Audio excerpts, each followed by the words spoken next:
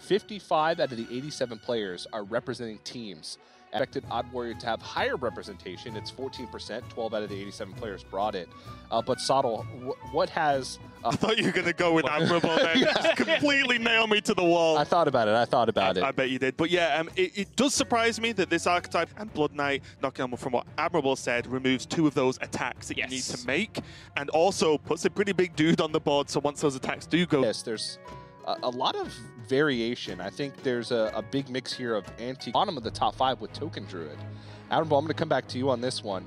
Why there's so many competitive production, to be completely honest. Oh, let's not do it then. No, of course, yeah. Thijs, one of the most well-known streamers in Hearthstone, and he transitioned from being one of the most successful competitive players into doing that. Despite that, while being a full-time streamer and mostly taking a step back from competitive play, he still kept an incredible streak of playoff qualification alive by qualifying yet again here. GreenSheep, on the other hand, one of the OG UK players from way back in 2014. He's been one of the biggest names in the UK scene. Very, very well known for piloting aggro. And seeing what they can do with it, because it's a big question for me. I was a little bit worried with the players that brought Odd Warrior in it, because I don't think it's going to make the cut and actually get the job done today. But we're going to go straight into game number 1, the European Fall Playoffs. Let's go right now, and it's going to be GreenSheep on the Odd Warrior and Thijs on the Even Warlock. Even Warlock, and almost Warlock in general, we've not really discussed that much. And Zoo was probably my natural go-to in how explosively powerful it is, but even Warlock's kind of been knocking around since Witchwood. Yeah, it depends what you want to be doing, right? If you're bringing the anti-quest rogue, the anti-control lineup, then just being a very aggressive deck with Zoo makes a lot more sense. If you're just trying to beat those aggro decks who are trying to do that very same strategy, then even Warlock is just a heck of a deck. And you also get the added benefit of just being powerful against Token Druid, who is another well-represented deck in the tournament. Just the presence of Defile makes that such a difficult matchup. Really does. And looking at this opening hands now, Thijs, I was just going to mention, you talked a lot about Super Collider. Yeah. And then my question is, well, why isn't everyone playing Cyber removal then? Well, Thijs is in Even Warlock because it's a pretty standard card and he already has it available, so suddenly that value generation of being able to even hit, say, a Mountain Giant into another Mountain Giant isn't going to work that well because Thijs can remove it on demand at this point. Yes. Crucially though, GreenSheep did keep his big game hunter, of course. Early 8/8s are going to be a huge deal here for Thijs and for any Even lock. He's going to come out here on turn 3. The Tar Creeper played preemptively, just essentially as a stalling technique, just to try and buy GreenSheep the turn that he needs to get into that big game hunter swing turn, which it's going to end up doing perfectly. Yeah, one of the awkward parts about this hand now is the 2 hooked Reavers are a little bit awkward in this matchup because your opponent is not really hitting you at all, so there's no help. Weird version of help of your opponent actually beating you up to proc that 15 health effect, make it a 7/7 taunt, and it's going to be a little bit awkward to get them off, and maybe we're going to see them just play it a little bit more loosely to put them in the cooldown tank, so to speak. And with the addition of Bone Mare, you can actually sort of upgrade a minion on board with that extra 4/4, because Bone Mare, a card that we've not seen for quite a while, be successful there. Interesting play from Thijs. Went Spellbreaker and then just full removal of armor. He's playing around a lot of things there. He knows Shield Slam isn't in hand, but he's playing around a top deck Shield Slam, for example. He's also playing around a Reckless Flurry turn. What he plays into directly is Big Game Hunter, though, because instead of taking value just trading out the Tar Creeper, he just jams face and just gets his Mountain Giant just fully exposed to get sniped by that Big Game Hunter. As I mentioned, he is playing around a lot of, armor-based removal cards by jamming that 8 damage to face there. And there's not many things you want to spell break either, is there, in this deck? There's not like, oh, I'm going to save it for this. It's like, it doesn't really work out. Yeah, if like crazy mech things happen later with Dr. Boom, like magnetic nonsense happens, like maybe then, but yeah. You can't hold on to it. It's a long shot, yeah. A bit awkward as well, because this Big Game Hunter used to be an absolute nightmare with 3 mana, because it opened up so much more mana to be able to use on other things. But even now, as you see, the Spellbreaker doesn't even beat it. It just trades evenly. This Big Game Hunter has already killed a Mountain Giant, so you can say GreenSheep's coming ahead in this interaction right now. Now where does this attack go for Thijs?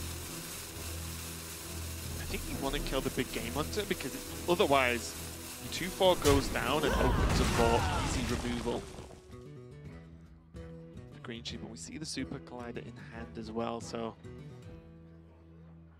a little bit more awkward to get this off, and it must be Thijs' mind almost constantly from turn 5 onwards, right?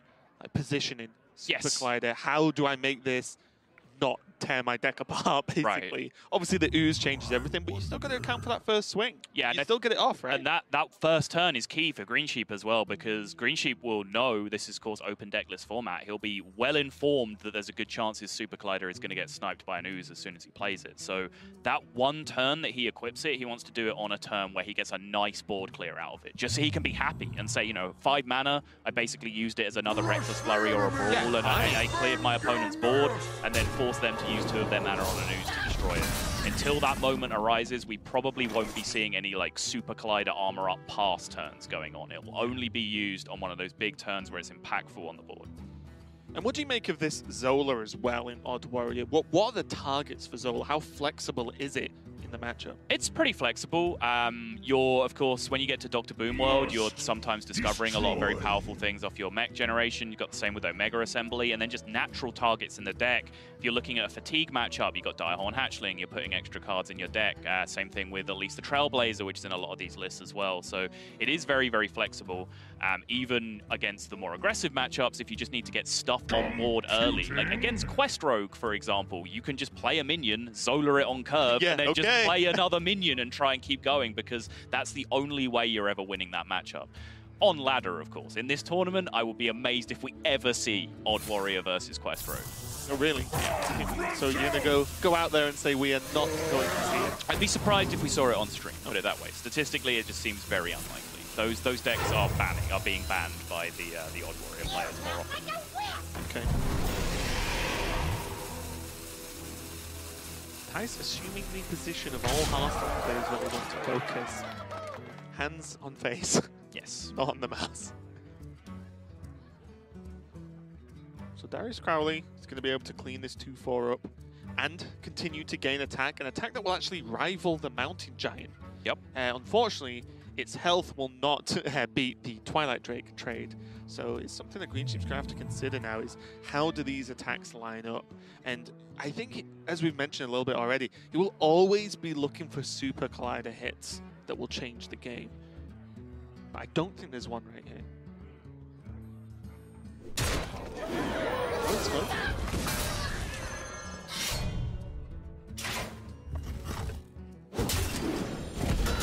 He gets to clear the Twilight Drake this way at least, and just leave. Like you said, the Twilight Drake attack was a big problem for the Darius, right? Like this way, there's an 8-4 on board contesting an 8-4. This seems like a reasonable turn for Sheep, but as mentioned, Sheep was looking for a real power turn out of his Super Collider, and I wouldn't quite classify that as good enough. So now the Acidic Swampoos will come down, and this is going to be maybe snowball time for Thijs. It's why I didn't naturally jump to it, right? Because when you look at turns like double Hooked Reaver, you know, being able to just kill each other off, job done for one swing, those are the big ones you're looking for. And this, it was okay. I think the problem was just the lack of better options, really, for GreenSheep in that position. Like, try and block the Giant with a Tar Creeper. Well, your opponents play Homunculus. There's a good chance they have upgraded Spellstone in hand, for example. And then you're just taking 8 from the Giant over and over again. So it just makes sense to me to go for it in that position. But it's worked out in the end for GreenSheep. He did have to take 8 more for his troubles, but just the Mountain Giant left alone on board has opened up, again, one of probably the most powerful warrior cards in the new expansion alongside Super Collider is that Dino-Matic, which has just given it almost instant game-winning turns against aggro on turn 5 a lot of the time. Yeah, and just in case you didn't quite catch it, it's the 5-mana 3/4 that deals 5 single points of damage, like Arcane Missiles, for example, to the enemy minions if they are not mechs. All minions. To all minions, sorry, if they're not mechs. So I think it's actually not only one of the most powerful cards in Warrior, but one of the most powerful cards in the set. Sure. The overall. Like 5 is a very big number when you can play it on turn 5 as well. And it doesn't hit itself because it's a mech, so you can guarantee that damage going elsewhere. It's pretty huge overall. Thijs just throwing out the Reaver now. Just says, yeah, I don't want to wait, you know, 6 more turns to tap myself down enough to actually just activate these things. Just want to get them in the tank and go for a Gul'dan turn. But my question overall right now is, at this point for Thijs, is this Gul'dan turn even enough when Brawls exist. He hasn't. I mean, he hasn't seen anything, right? He's seen a Super Collider. He's seen 0 Brawl, 0 Flurry, 0 Shield Slam. And Dynamatic isn't a card you save for the Gul'dan turn anyway, right? It doesn't do enough. Right.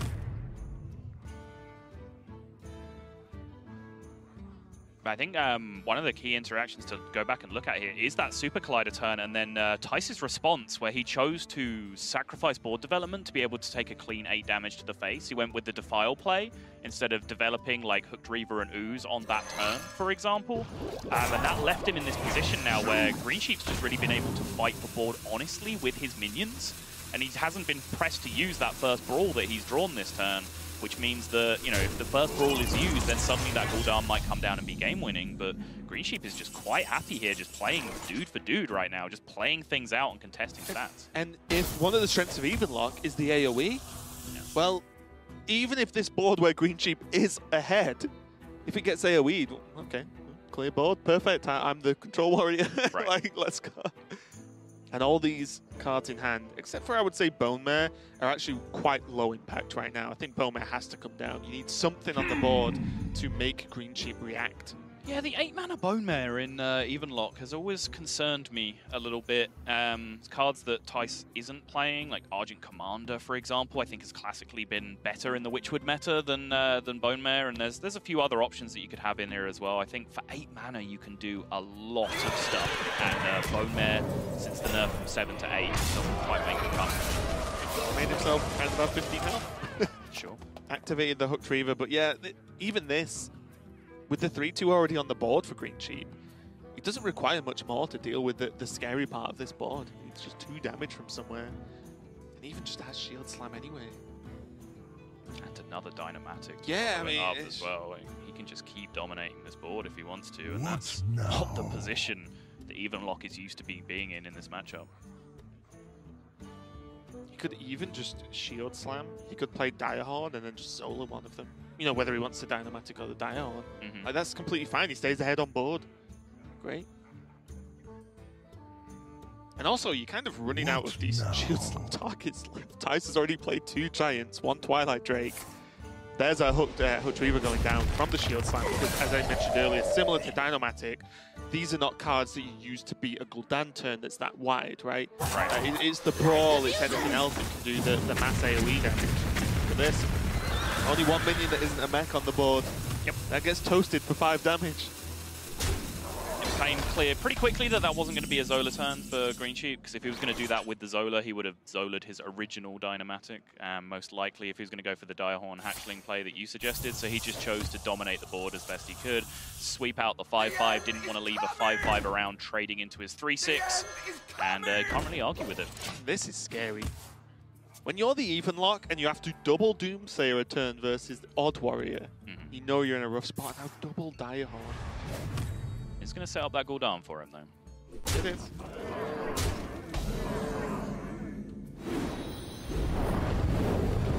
About the quickest turn you'll probably see this whole series. 2 Doomsayers, yep, no chance I'm ever dealing with that. You just have your Gul'dan friend. There's not even much in the... Is it a 4-4 and 2? Shadow. Dr. Reaver. Don't even need to answer this. That's what I mean. Yeah.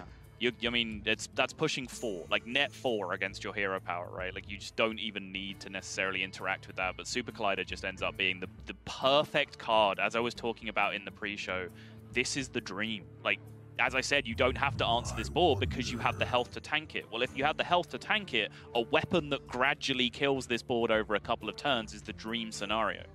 Yeah, and also you look back at, for example, the Direhorn play I suggested earlier.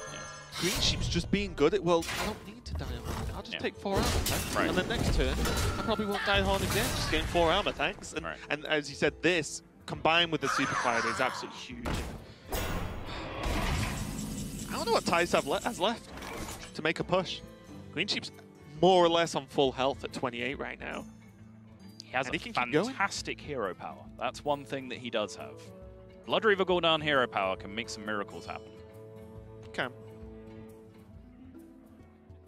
He does have a 7/7 to spare. Hunger grows. And the removal suite in GreenSheep's hand actually is kind of the weirdly intersecting one. Super Collider equipped with Brawl in hand is kind of the weirdest interaction that you have in the deck because it doesn't end up being a full board clear, right? Like, you'd rather have Brawl in your hand with something to kill the last minion, like Shield Slam, to be able to fully sweep out. So, you know, if Hooked Reaver comes down and then maybe ends up surviving the Brawl, we might see a bit of a sticky spot for GreenSheep, but yeah, it's looking like he's weathered the storm for the most part up until this point. Yeah, and we're getting close to the point where Thijs is going to have just thrown his deck at GreenSheep because Thijs is on 8 cards now in deck. Yeah. GreenSheep's on 15.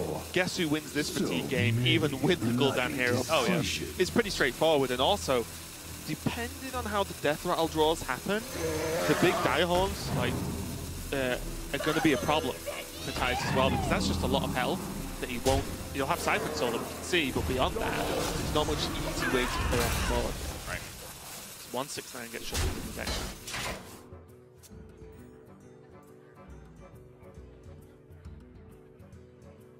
There is that Elise. I was talking about one of, again, the premium Zola targets in the deck for these heavy control matchups. GreenSheep says, yep, you know what? You win. You get to have me use my first piece of real removal in this matchup. On turn, what is this, 11 now at this point? And the 4-1 wins. The Collider interaction worked out in the end. Right, and actually, like, when the 4-1 lives, you might as well hit it because you don't get that. That 4-1 doesn't attack into another minion when you hit it with the Super Collider. It just dies. It doesn't then attack its neighbor. So you might as well just take it out there and essentially, quote, waste a Super Collider charge. I mean, if that's wasting, right, I'm okay. I'm gonna stop recycling, because that's just a good turn for me if I'm GreenSheep. Nice bit of sequence. Twitch chat, love it. We're getting the 7/7 off again. Like this is kind of the final push. Sorry, hello. 1 in 16 rips the pack off the top the very first turn. Nails a Vile Spine Slayer. Oh, Hearthstone is a great game sometimes. Also, look at all the other cards. No. Fine. Yeah. But I will. Okay. Vine Cleaver, Devil Saw Egg. Okay. But that giant was a Pyros. Look at all the value from this. And now, GreenSheep's gone. Yeah, you saw me just get that second Vile Spine, right? That was filth. It's a good job we're post-Watershed right now where we're broadcasting from because that should not be allowed. How does that work? I have no idea. The internet's the Wild West. I have no clue. Would you be a sheriff or an outlaw? It's a good question, actually. I don't know about. I immediately thought outlaw would be cooler, but I'm a bit of a stickler for things. Right, exactly. That's what kind of tilted me back the other way. I'll think about it and get back to you. I'd be the lazy deputy. Yeah. I think, I'm kind of like, yeah, guys, just follow the rules, but that's okay. GreenSheep can almost do what he wants, I feel, at this point. The cards in hand is so he keeps being ahead on board. He shouldn't be allowed. It's not what the deck does. And he did. Last turn, that Vile Spine hit a 7/7, and then he just Zola'd it, which very much fits into the category of doing whatever you want. Even Siphon Soul on 3/6 connects some damage, but the second a Matriarch is drawn, well, how are you doing 9, Thijs? Yeah, and the look, sorry to interrupt, but that look of resignation that's got out of a lot of spots like this because that's how you end up winning tournaments. I think that was the first time this game where maybe Thijs just resigned to his fate and said, yeah, okay, that pack into Vile Spine was just too much. I can't deal with it. And you mentioned the power of the Blood Reaver Gul'dan hero power, which is completely accurate. Yeah. But when you pair it up with the Warrior buffed hero power from Baku, and the fact that GreenSheep's so far ahead in fatigue, he just cannot die in that way, right? Like, Thijs has to do something, and I can't recall every card that's left in the deck, but I'm pretty sure there's nothing that powerful. Yeah, 2 Giants are gone. I believe 2 Drakes are gone. The Gul'dan has been used. Mossy Horror give your opponent a 5/5. It doesn't seem super powerful, does it? No, it's setting up the Mossy Horror trade, of course. Right. Shields up. You mentioned it being stubborn, not a bad thing. You play in a tournament this important. You play till you're dead, right? Until the game is over, it's not over. We've seen crazy things happen in games before, but this is a big ask. Finally, that last Super Collider charge gets used up. I want to see the shield slam on the 2-1. Just to assert ultimate dominance. Right. Oh, come on, GreenSheep. I often have to just take a moment. It's like, is this a serious No. Raven suggestion or a trolling Raven suggestion? Kind of, yes, serious. Yeah. Because I think GreenSheep wins regardless. Okay. That's going to be game number 1. Now. GreenSheep, we've doubted Odd Warrior, I feel, in the opening to this show.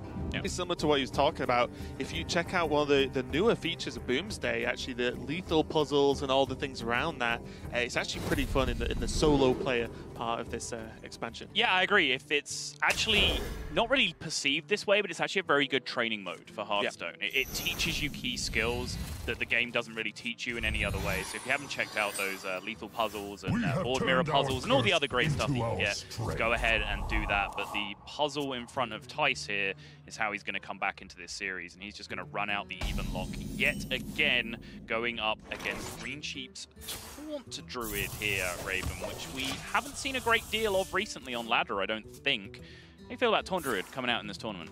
I honestly don't know what to make of it, not because I think Taunt Druid's particularly a bad choice or a bad pick, but there are, as we discussed earlier, there are so many good Druid decks. Yeah. At the moment, I can't mentally get past Token Druid because I feel it's just overall very, very powerful. And in a big Swiss tournament, I want decks that are just good against almost everything. I don't know if Taunt Druid is that deck, but we'll see how it plays out. I feel like the last couple of metas we've had, in terms of Witchwood and now Boomsday, it's very much like you can sort of just play what you want, to be completely honest. These decks keep coming back. Let me enlighten you a little, Raven. Let me show you the way. First time for everything. Of Taunt Druid. You don't want to be playing Token Druid if you're looking at anti-control, right? If you're looking at targeting Odd Warrior, for example, you don't want to be looking at Token Druid. Taunt Druid actually comes back as a really powerful anti-control deck again, slightly differently than it was in the Witchwood, because there's not a lot of control mage right now, which is playing Polymorph, and the warriors are now Odd Warrior, which means that there's no cornered sentry. So actually, your control matchups are very much flipped on their head in terms of how much you dominate them. So when you look at GreenSheep's lineup, you know, he has the Quest Rogue, he has the Taunt Druid, he has the Death Rattle Hunter. With GreenSheep's lineup, I think it fits into that particular strategy much, much better than what I would agree is a stronger deck in a vacuum Token Druid would do.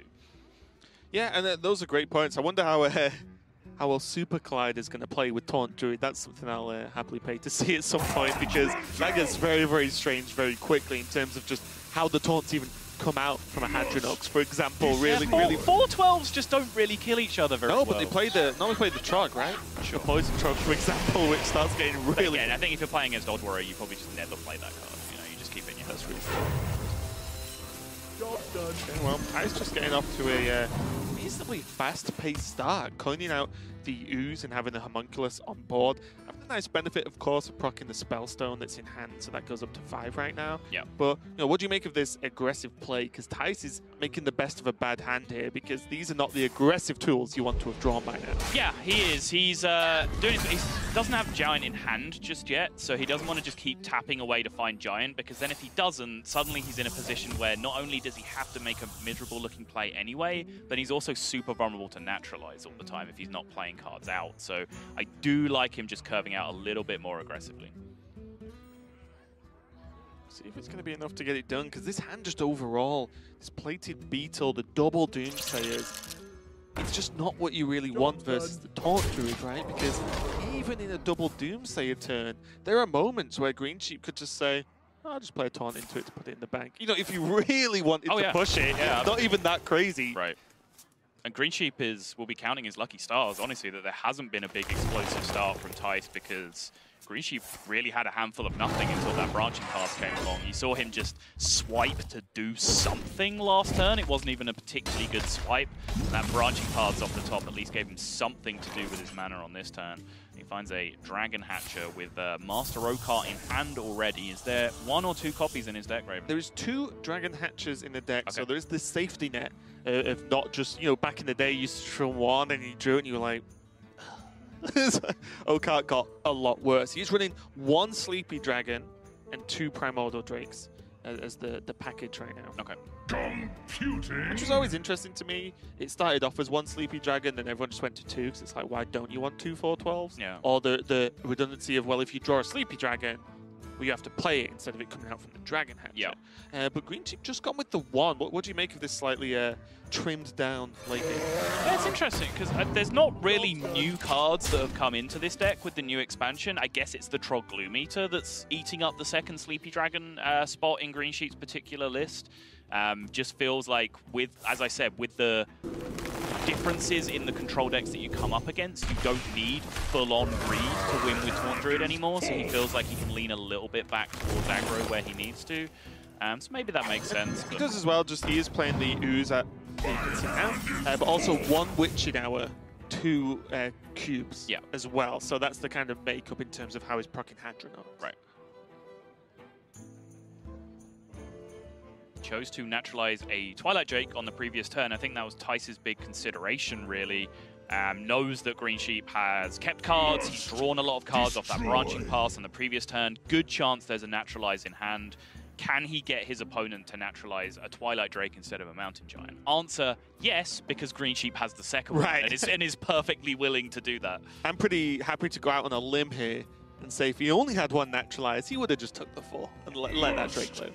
Destroy. Thijs offering the Doomsay. He does have the Mountain Giant as well. To be able to just plop down and... a general rule of Hearthstone is if you see a removal tool, it's as unlikely as it's ever going to be that they have the second one. But he's going to go for the Doomsayers instead. And basically, Thijs doesn't want Okar to come down. And doesn't want GreenSheep to just have that big turn. Because even if Thijs played a Mountain Giant, GreenSheep could play Okar. Even just a plain Dragon Hatcher would actually be just good on the board versus that Giant. I think GreenSheep probably has to skip the attacks this turn. Yeah, sensibly does so, because what the double Doomsayer means from the opponent's perspective, GreenSheep's looking at that going, okay, 7 mana turn next turn, he's going to have 10 cards in his hand, he's going to have a 3 mana Mountain Giant in his hand, essentially, which means what he can do is go 3-drop, 4-drop. If I put him below 15, that's a ludicrous amount of power that he can play on the board with Mountain Giant, Hooked Reaver. So very, very correct from my perspective from GreenSheep there, just to skip the attacks. Wouldn't it have still been okay though, because the armor gain?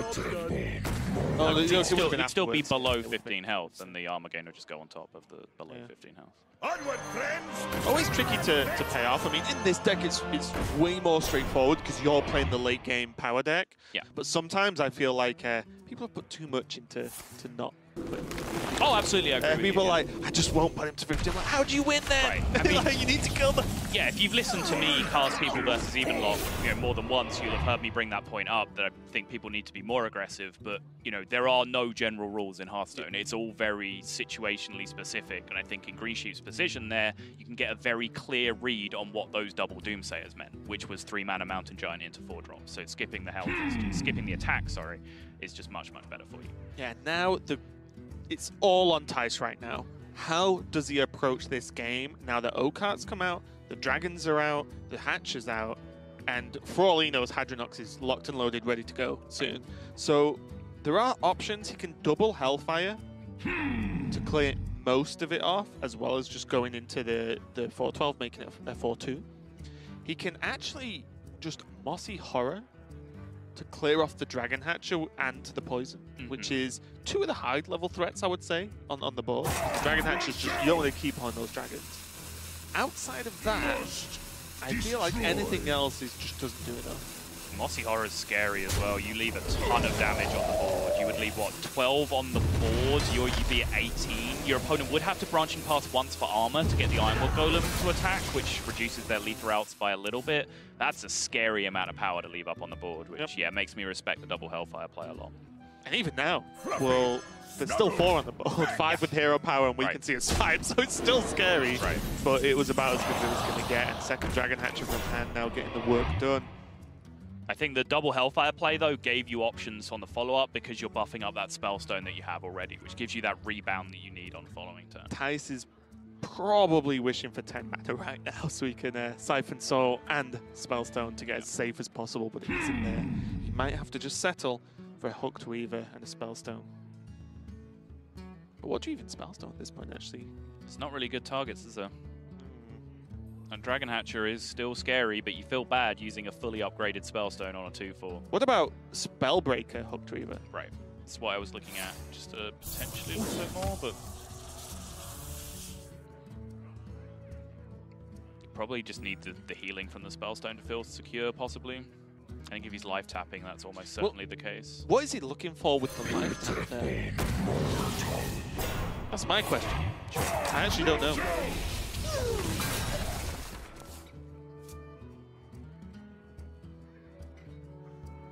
Ferocious Howl is a decent pickup for Sheep because he was running just a little bit dry in terms of value in his hand. Does want to find that Hadronox as soon as possible. And I think GreenSheep has now used both of his naturalizes offensively or defensively, whichever way you want to look at it. Killing his opponent's minions as opposed to his is what I'm talking about, which means his Hadronox now does become exposed to Spellbreaker for the rest of the game. So Thijs does have the ability to grind out. Yeah, this is fantastic. No, just taking the Spellstone plus Hero Power because he could buff it twice separately with the Ferocious Howl and the Oaken Summons. Yeah, I'll just take 7. It doesn't really matter. I'm safe. And then he pushes another 6. Dragon Hatch is still a threat on the board. Going to pull the Primordial Drake, and that's all of them, as far as I'm aware, at least. Yeah, and I think you see a nod there from Thijs. He took the decision not to kill the Dragon Hatcher on the previous turn, which I think for him was an evaluation of the position he was in, where he said, I'm going to play this game as if my opponent has that last Primordial Drake in their hand and just hope it doesn't come out. And I think that nod that you saw there was just him saying, all right, I mean, I played to my outs and I don't think we got there. Yep, and that's going to be GreenSheep wrapping up game number 2 in a fairly quick fashion. Didn't even need Hadronox, didn't even need the refill. Turns out, plopping tons of massive minions on the board, then pressuring your opponent is going to get it done. You've been hanging out with Dangaskian, Raven. Why? Plopping minions on the board. Is that one of his? Yeah. Oh, I actually just didn't know that. Okay, fair enough. Mustn't have clocked it. GreenSheep has clocked Thijs. Mustn't have plopped it. All the work in the world to do right now.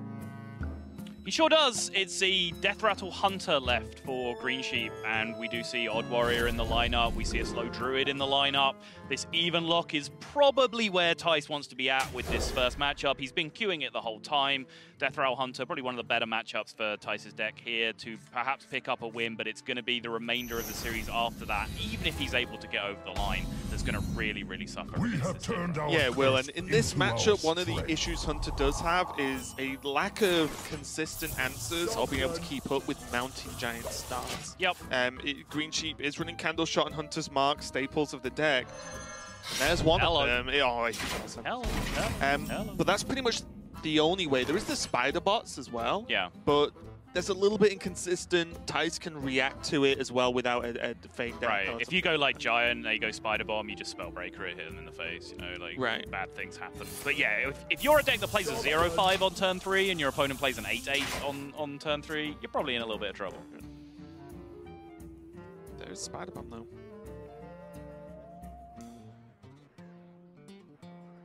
Now, the eternal question against Warlock. Do you press that hero power on? Yeah, right.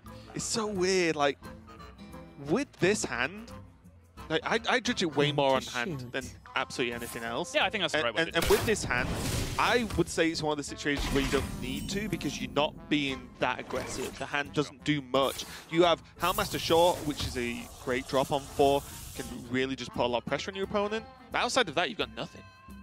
We're going to see preemptive. This is all very interesting. I was about to say, are we going to see preemptive Spider Bomb here from GreenSheep to potentially do the same job as Poisonous Minions kind of did in previous metas to kind of discourage the Mountain Giant? But then we saw the Plated Beetle come down from Thijs, which really plays around that quite effectively. Yeah, and already GreenSheep is making late game decisions in the early game. He could have coined out Shaw, said, well, the 3/6 you can't really kill. And I can also then, on top of that, activate Spider Bomb. Shaw can kill the 2/3, Spider Bomb goes into the Giant and kills it. That is a perfectly reasonable setup. Yeah. But with the coin, and with Trina and now a High Main in hand, suddenly that coin is more valuable late game. It's true. It's a tough call, though. I love coining Houndmaster on a more or less empty board. I know you do.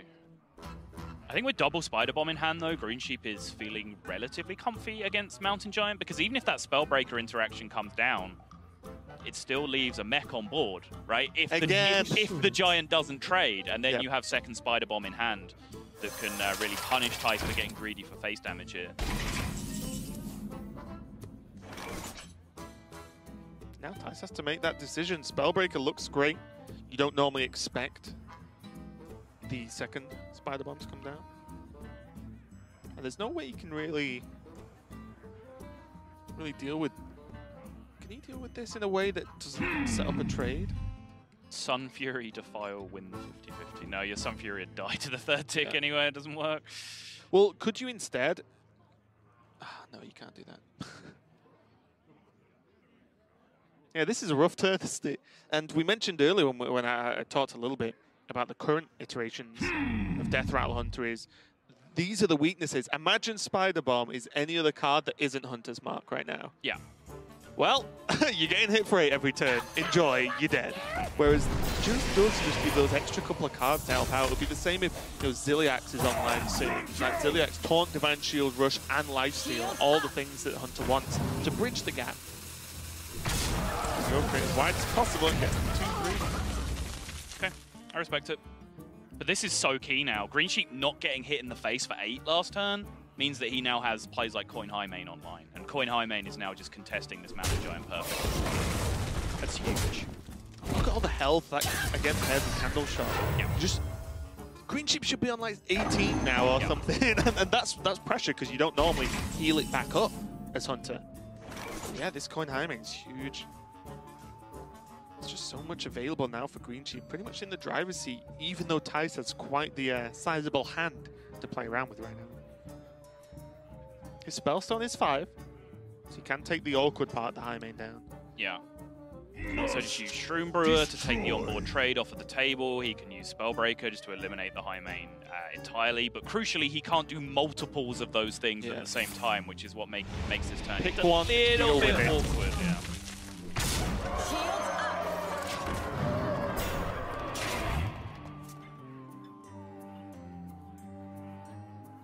Hello. Hello. You going for the third one then? Okay. Let's not go too crazy on match 1. There's only 2 Annoytrons anyway. Come on. But each Noitron says hello, hello, hello. Yeah, I know. Sound like it. I just feel like if they'd have really lent into it, you'd have like the stereo mix where you just hear one hello in your left ear and one hello in your right ear. That's and then the third hello is you just in your own mind as you start to mentally break down and just hear it everywhere. Hearthstone sound designers, if you're looking for some help, I'm available. Just saying, full of great ideas like that. It's the only sound idea I've ever heard from you, Sol. Full. Sol can hold approximately one idea at a time in his mind. I've literally said during HCT like 15 times that I play on mute, and I'm trying to apply for a sound engineer position. So how do you like the sounds? I'm sure they're great. Yeah. Great job. I assume they're wonderful. Yeah. There is the Mossy Horror. So we are going to see the interaction we talked about a little bit earlier in the... Gone. Done. Dusted. Easy answer. And when you have Mossy Horror and a Mountain Giant on board and that opens up an attack, suddenly GreenSheep is in the place that's a little bit awkward for Hunter, where you're under pressure, you've took a lot of damage, and now your answers have to be both defensive and offensive at the same time. Right. Devil Saw, Flanking Strike, your own egg. Looks like the play, yes indeed. And thankfully, that Mountain Giant being an 8-1 is just the world of difference right now. And also Candle Shot providing immunity is pretty sweet too. Exactly. Thijs is very close to getting himself on the board here, but it's about that time of the game where Death Rattle Hunter just essentially starts to beat everything. Every deck in the game, if they let Death Rattle Hunter get to this kind of position, starts to struggle. Yeah, let's take a little trip back in time, only a few games ago when you talked about Bone Bear. What do you think about it because of Mossy Horror? Mossy Horror normally just sticks around for ages. Sure. It's awkward to kill. That's a good argument. So, well, you look at it now. I could it get on turns board. into a good minion, right? Yeah, I hadn't really thought about that particular pairing, I will confess. My experience with not liking the card is definitely very much built on the Witchwood meta, where Mossy Horror was not a card that you were playing in even lock. So if that's part of the justification, yeah, I can understand that. It's a pretty nice... Oh, forget all of that nonsense. Oh, that Hunter's Mark draw has just swung the board completely, but there's no healing in Death Rattle Hunter, and Thijs does not care about any of this nonsense because there is a double Hellfire in hand. that he's just going to nuke this game for Thijs.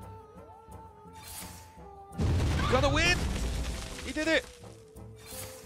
And all down to that Mossy Horror beating the Giggling Inventor. Yep. That literally just won the game. Yep. Because it allowed the 8 damage to connect and put GreenSheep on that dangerous health toll that without Rexar, you're not digging your way out of because Zilex is not played. Draw Rexar. If you then throw in a pile of Death Rattles, High Mains, Cubes, Kathrena, and other nonsense on top of that, you start to feel like how much of a struggle that matchup is. Mali Druid does have a slightly better chance, but they have to go aggressive to be able to achieve it. As GreenSheep are playing a Mossy Horror of his own in his Hunter deck. I assume he will be in the tournament list, so there you go. That is a big problem, because if Druid is going to survive for like a real late game Mali win condition, it often relies on a Spreading Plague buying 2 turns even, and with Mossy Horror it doesn't even buy 1. So yeah, this is going to be a problematic matchup for Thijs for sure. It really is. Thijs has to just open that small window to be able to just kill GreenSheep out of nowhere. But without that, GreenSheep can almost do what he wants in terms of, especially just having this Rexar available right now. You know, he has it in hand, so he can start chugging out those big minions if he needs to, or if he is on the Death Rattle train with eggs, cubes. Yeah, great. He can also just kill him really quick. Thijs does have growth into Twig though, and if there's anything that can make some magic happen, it's growth into Twig. Talk about tech cards. GreenSheep has the ooze. He does. So he can negate the big 20 mana turn. I believe he only has tracking and not Stitch Tracker to look for it. Correct. Yeah, Stitch Tracker normally works out higher odds because it only tracks sleep. Yeah. But this is scary for Thijs.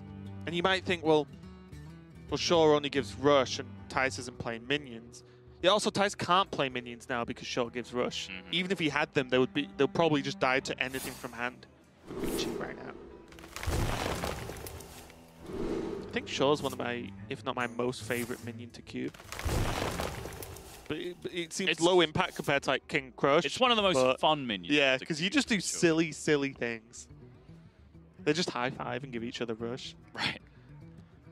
MCT is another tech card that we've talked a lot about off-air. You've talked a lot about. Tournament. Yeah, I really like Mind Control Tech's position in the metagame. I was even wondering about whether we're supposed to be playing it in Quest Rogue, in kind of that flex spot where people are arguing about Mimic Pods and Elven Minstrels versus Fan of Knives, Backstab, all that kind of stuff. So really feel like in the Giggling Inventor meta, Mind Control Tech is where you want to be at with your deck building. And this is so sick now. This is a turn... Good job, game. Good job, Hearthstone gods. Do it. This is a turn I've talked about ages ago when we first started playing Death Rattle Hunter. Yeah. Because you play eggs and you play a Mossy Horror, you just flip the board when you're opponent. You can make them play because Plague's good versus eggs. Right. But then they Mossy Horror and you win. You just it's like a Dragon Caller Alana in Hunter that you create yourself. It's crazy. The only thing Thijs can realistically do is wait on this Spreading Plague, play it with Branching Paths, and get +2 attack. That's a long time to wait from this position, though. I'll agree. It's just the only time he's ever getting away with Plague. Right. Because playing Plague doesn't only just, oh, well, Plague doesn't really do much. It actually is detrimental. It loses him the game, I feel. Because it activates GreenSheep able to flip those eggs. How do you like eggs? So. In the morning? Yeah. Time waits for no one. It's just not true. How do you know? Hang on a minute. What? I just feel like you kind of reject all kind of human physical contact. Or is that just me? Sorry, I'm distracted by things that actually matter right okay. now. The turn to swipe from Thijs was actually very interesting to me because I was worried about how much of an awkward spot GreenSheep was in being aggressive. If that board was kind of just left alone and Thijs just kind of gained armor and chilled, GreenSheep would have to think twice about playing high main, because suddenly he then left a board that was a 5/5, a high main, and 2 bad targets into a Mind Control tech, which gives Thijs then a potential huge swing turn. Thijs clearing the space on the board kind of just let GreenSheep just then develop a high main, which is a much bigger problem for Thijs. So I'm wondering what Thijs' long-term plan for that Mind Control tech is, basically, is what I'm getting at here. Yeah, I think in this matchup, 5 is an okay number to take, at least for a couple of turns when you're on full health. Yeah. Right, it's not the scariest minion in the world. I'd be more scared of the eggs and Cube coming down on the eggs more than anything. That's the second branching being used for draw now for Thijs, though, I believe. which means Spreading Plague is just going to be 1/5s now. Well, Thijs is just all in on this twig now, right? Yeah. There's no other plan at this point, to be honest. He's just going to try and have a massive turn on the follow-up and just hope that it's good enough to get there. Cubington. So GreenSheep just says, all right, you know what? I'm going to develop power. I see what's coming. I didn't get my ooze. Thijs is going to go for the huge nuke here with his 20-mana turn on the twig. So It's awkward. It's got an awkward hand, though. The Moonfires are already in hand. It's going for Plague. He has to, yeah. He has to Plague, Mind Control Tech to dump cards, then swing, and then maybe he can look for the UI after. TC 130 into There goes the high main. He has a second Mind Control Tech. Because of Libidinous Floop. Well, it's about to turn into a Tyrant, though. It is. I was just going to explain what the card did, but... Yeah. I was continuing to explain what the card did. 5 out of 10. Yeah, it becomes a copy of the last card you played, and it becomes a, well, I was just going to say a 4-mana version. That's Tyrant with 0 mana. Thijs not going to take his twig turn here. Just feels like he's won enough tempo with that Mind Control Tech, and hard to argue with him, really. Stealing away probably the best minion there, just in terms of raw damage with the high main. The cube is very high value, but it's very slow also. The high main is the most immediately problematic threat on the board. Yeah. The egg would have gave GreenSheep a small question as to whether, how, and when he plays Mossy Horror to beat the Spreading Plague. Right. But yeah, high main is a high main, isn't it? You can't really argue with that.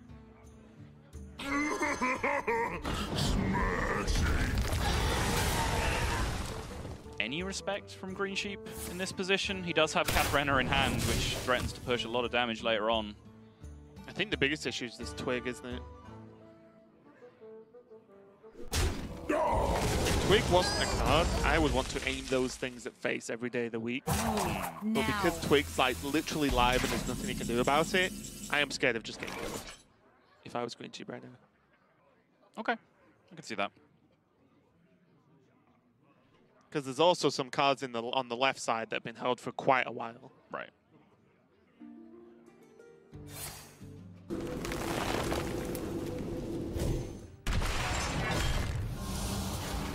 Mally. You can just dump Mally this turn.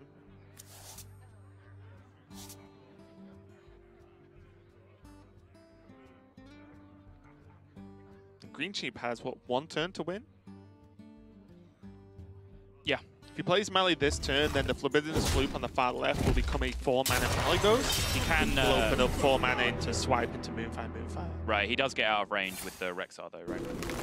Even with the high main attacking. It's 15 from the spell damage, as long as he kills the Malygos that's on board originally, of course. It's right. Just the Floop coming down. So it's 15 from the spell damage, 4 from the swipe, 2 from the Moonfires, so it's 19. That's sorry, 21. I'll dump the Moonfires right now. Sure. And this is the awkward thing with Libidinous Floop right now, is that even if it's not there, you have to pretend it is. Yeah. Because you lose after seeing the Malygos. You die so many times right now. Double Hunter's Mark. So yeah, Hunter's Mark, double trade the high main and Rexar. Yeah.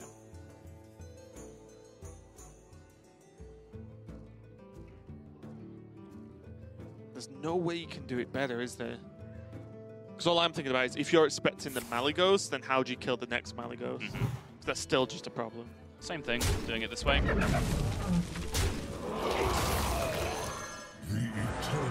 Fortunate for GreenSheep, he could whip in a hero power there as well to just give him 10 mana next turn to play whatever he wants. Yeah. Actually, slightly better doing it this way because you maintain a 2-1. This is better, yeah. This is nice though, because it does mean that if swipe happens that we can see is available, the eggs are procced. Right. Which means, well, yeah, your Malygos does die, Then you it's have only to a wait to 3/4. challenge the Mally, yeah.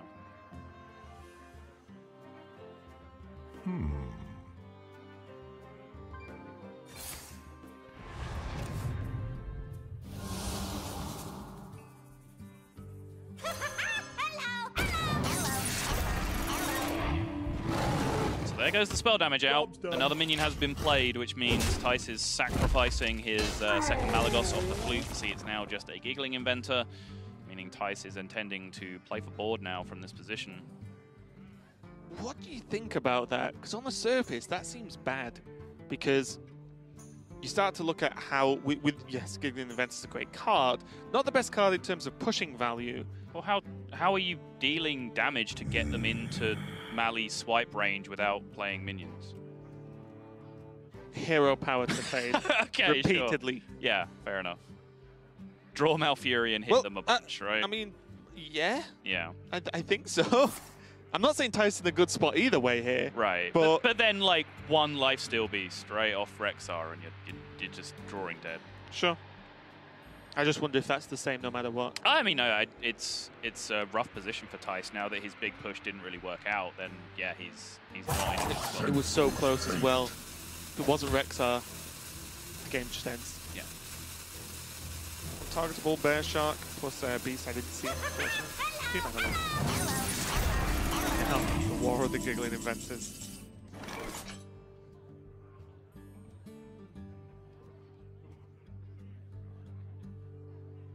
Spreading play could help push some damage though, as this board gets wider and wider. Could. One Mossy Horror right from GreenSheep and it's already been used, so the 1/5s are going to be somewhat of a problem to deal with. I wonder. Yeah, as I said, if GreenSheep does pick up a Lifesteal Beast though, it's going to be huge for him, especially if he can find it with Rush or Charge.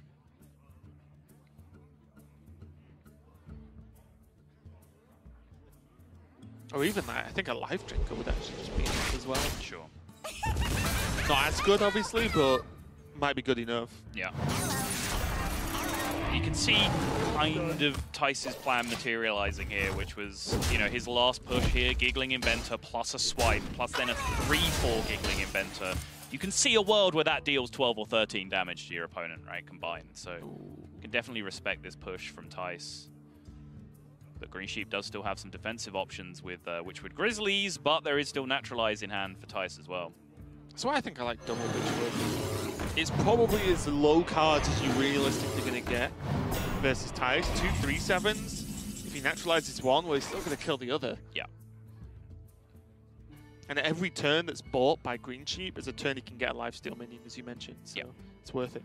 But that's a turn that he didn't look for that lifesteal minion, which is the downside. But yeah, needs to do what's necessary to survive in this position. You asked the question earlier whether, you know, switching to the minion plan was the right idea for Thijs. Well, look how passive it's made GreenSheep have to play. No, you're right. Yeah. It definitely looked bad on the surface, but, you know, Thijs is no slouch. Malfurion last card, unless it was... No, it must be last card, right, from Malfurion. Yeah. That's also very unfortunate for Thijs. Malfurion's just overall the best Death Knight. Card you almost always just want to just slam straight away. Flies in the Spellstone going to do most of the heavy lifting.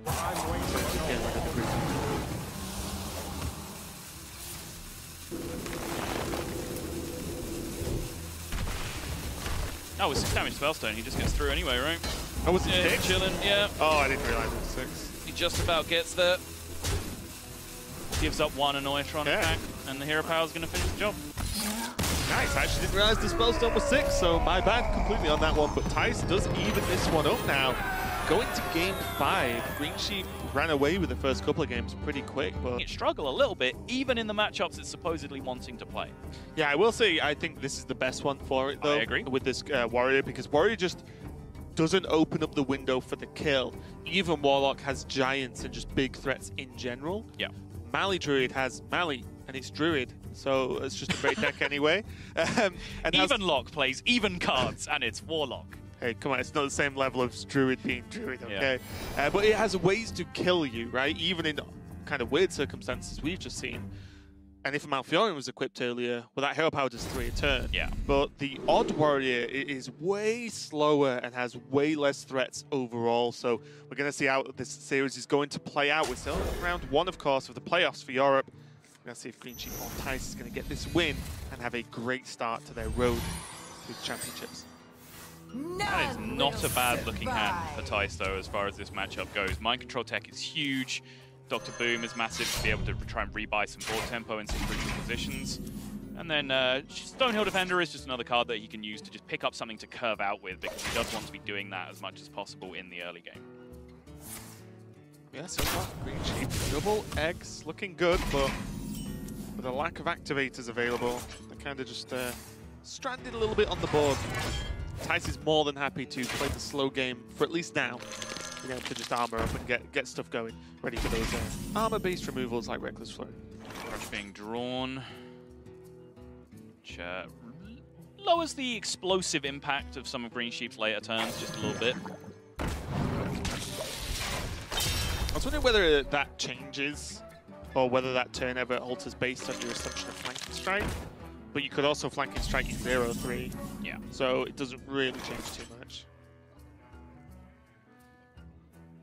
So Azalina, so Yields. talk to me. Anything? Preferably about Azalina. Oh, I see. What about it? It's a very powerful card. It's a card that you can use to turn what is a low-value anti-aggro control deck into something that can actually compete with some of the most powerful anti-control decks in the game, but generally only when your opponent makes big mistakes, right? Like you look at Quest Rogue, like activating Quest and leaving it in their hand, for example. Sure. That can be a very bad thing to do against an Azalina deck. I think in this kind of level of tournament, the better players will be playing around Azalina when they know it's how they lose in certain matchups. So I would expect it to be a little bit more of a neutralized threat than we perhaps see on ladder. Yeah, I think in an open deck this tournament, it's a deterrent card, Sure. right? Like you can't not play around it because you know it's there. Yeah. So you have to play around it, as opposed to maybe on ladder you might think they don't play it. You have more freedom to do, play a little bit more fast, a little bit more loose. Iron Peak, not bad timing to get rid of that cube. Yeah. GreenSheep does go cubing eggs, which I don't hate with this hand because the hand isn't doing a great deal up until Kathrena. But this is a matchup where you kind of want to play either end of two extremes. Either you use all your resources as quickly, as aggressively as possible and just race the warrior's removal. Just say, I'm going to just put too much stuff on board before you can draw enough stuff to remove it. Or you do basically nothing and you just do the bare minimum and you wait to draw Rexar and you wait until you can cube high mains or whatever the highest value possible. You try and go 1 mile an hour, right? Right, exactly. Where you can sometimes lose this matchup is where you just operate just in the middle and you kind of line up perfectly into their turn 10 where they can just go like tank up, Reckless Flurry, Brawl and just like destroy your whole board, or the other way around if necessary. That kind of halfway house kind of style is how you can lose this matchup as the Hunter. So it seems to signify here from GreenSheep that he's going balls to the wall. He's going as aggressive as possible, just cubing a egg at the earliest possible opportunity. Yeah, and I think that's okay, mainly because Kathrena is available, and that just puts so many stats on the board. And Warrior can't... I don't think there are really any classes that can truly deal with Kathrena hard played, because you've got Kathrena, you've got the Beast that's summoned, so at this point, either a High Main or a Grizzly. Yeah. Then if you kill Kathrena, you've got the Beast that's summoned afterwards, so it's too much stats, too many stats to actually deal with. That's a cheeky steal of an Annoytron there. Yeah. You see the work MCT's putting in already. From what little we've seen of it from Thijs, it was potentially game-winning in the previous series, even though we didn't really talk about it too much. Denies the only mech on board there for the Spider Bomb synergy, but also just stalls, buys him a lot of time with the Divine Shield Taunt, of course. Mind Control takes such a strong card in the metagame right now. Yeah, and I think the main strength of it is that so many decks can't play around it. You can't just play a deck and go, well, I only have 3 slots on the board all game, because you're not going to win. Now Thijs has a wide array of options right now. And this, GreenSheep actually took a step back that turn. He thought about playing Mossy Horror just to destroy the egg, get a 5/5 on board, make Thijs have something, and decided not to do it. And it just feels a little bit like he might be slipping into that middle zone that I'm suggesting that he shouldn't. But I guess his thinking is, why make him deal with this turn when I've got Kathrena as a follow-up? Well, my argument would be, well, make him deal with this turn, and then you have Kathrena as a follow-up. Yeah, I'm just thinking, does the turn require much more to deal with this, or if he played the Mossy? Well, this requires nothing. There's 9 on board. That's nothing against Odwari. He doesn't have to do anything. But there's still an egg on board, right? Whereas if you Mossy, then... Right, that egg isn't dealing damage to you. No, but it could still cause issues later down the line. Right, I don't know, like yeah. a single Reckless Flurry deals with this, it would deal with Mossy anyway. But the egg would be in a better situation to deal with an AoE. Yes, but if you Mossy Horror this turn and then they use their AoE, then you just play Cabrera and you're just fully back in control of the game, right? Like this, as I'm saying, this is where it gets dangerous. I'm not saying it's wrong, I'm just saying this is where you can... Stop saying GreenSheep's just wrong. This is where you can slip into a zone where you only demand the first board clear on turn 10, and if you do that, their board clear can be too good for you on turn 10, because the combination of Reckless Flurry and Brawl can be game-winning if you let them play it at the same time. And this is where it starts getting tricky. Dr. Boom's hero power changes every turn, and you kind of have to play in a way that accounts for probably the best and worst happening, you know, both ways. Like, if he doesn't get this, then I just win, but if he does, I just lose. It's very difficult to try and manage, but you have to make the best of it. The other thing that this could signify, of course, is that GreenSheep is going to slow all the way down now and just try and grind Thijs out, which is very possible as well. We saw him again refuse to commit any more threats on the previous turn. I think the mistake there would have been passing into Cabrera on 7 and 8. But now he's going to go for that Cabrera. Does pick up the high main here. Does have an incredibly sticky board state and is doing it crucially into Thijs' turn 9, not the turn 10. That's fine. That's a coin. That's a good point. The one thing that I will say is that because Boom's played, the armor gain is not even close to reliable. Right. Which means the second this board doesn't get cleaned up really nice, then GreenSheep can just start killing Thijs very quickly. GreenSheep's shaking his head a lot right now. I don't think he's entirely happy with the way this has been played out. Maybe he didn't read what the hero power was going to be next turn. Oh, how are you on those, by the way? Because I'm going to need your help a lot this week. I'm all right. Okay. I still mouse over my opponent's hero power every single time. I can't do it from the pitches yet. Which one's that? I'm just dumb. I have no idea. That's probably 3 microbots. Right. Yeah, okay. It's literally 3 macrobots in the pitch. No, that's armor up. Yeah. it's blast it. I want to say blast armor, but that's not true. Something. I'm lost already. Ouch. Okay, well, Super Glider helps deal with boards. We know that one for sure. Damn, it hurts when you've already played Boom. Right, and Katharina as well. It's still there. Yep. Green's got to dump out another big minion as well once she dies. If she dies. Hunter's Mark allowed the push here. Is that 3 damage? No, it's clearly a blast shield, which is the armor. Gain 7. Sure. Clearly. I literally just mouse over it. So you play with no sound on and with sunglasses on by the sounds of it as well, so you just don't really see anything. Who to shoot?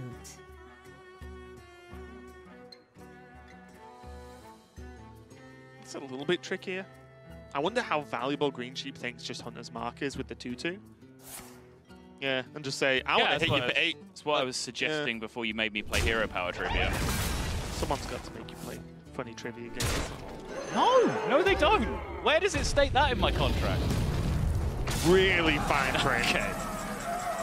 And look, now because Dr. Boom was activated, yes, we've got Blast Shield live, which is the gain armor hero power. Yeah. But it's just less likely to work, less likely to actually be available for Thijs to press. And now if Thijs presses it, well, which he almost has to, that's still 2 mana he's using. So it reduces his ability to clear this board, and this egg still just sitting, sort of chilling there, is a bit of an issue. Right. Because Dynamatic doesn't get as much work done. Yeah.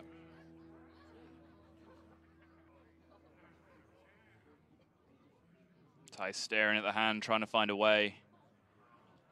Is he going to... Okay, then. He can Dynamatic Zilliax, heal. The Collider, he probably takes too much damage from Collider though, right? Yeah. He swings. Because the issue as well is such high health on all of these minions if he makes the trade into the egg. Right. That, like, you can't even say, well, Dynamatic's probably kills this one. It just doesn't. Where the fuck is dead?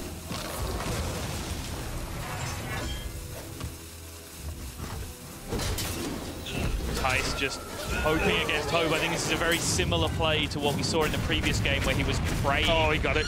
He was praying that the Primordial Drake was in hand from the Druid off the Dragon Hatcher when he left it alive. He was just praying that that was either going to be no beast or a low impact beast, and that he was going to snipe out the King Crush, and he got both of those outcomes. Thijs recognizing how far behind he is and had to take a very, very high risk play. Pays out for him just temporarily at least. Yeah, and I like this now. With what GreenSheep has available, you just go full tempo and try and push this fast bit of damage. Discover a mech. Okay. Think of this one. We're learning. It's a little drone, like a delivery drone, delivering a mech. Right. It's bringing you an Amazon package with a mech inside. Teaching you all the tricks. Yeah. Now this is going to have to be pretty insane. Those do not look like insane. You can generate taunts, but you can't do any more damage to it with the Security Rover, right? Which generates 2-3 taunts when it takes damage, or survives damage, let's say. Oh no, I think it just takes damage. And bear in mind, we've not mentioned this, but Boom gives all your mechs rush as well. So these can land on the board and attack. I think he has to piece together a Ziliax here to heal. Or he is just dead to the hero power from GreenSheep next turn. So Ziliax, I think, is a definite.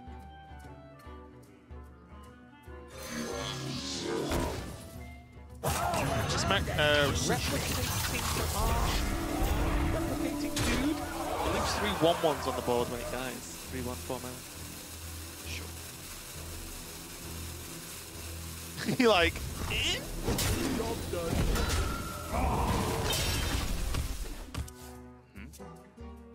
Wait. He's just dead on board. No.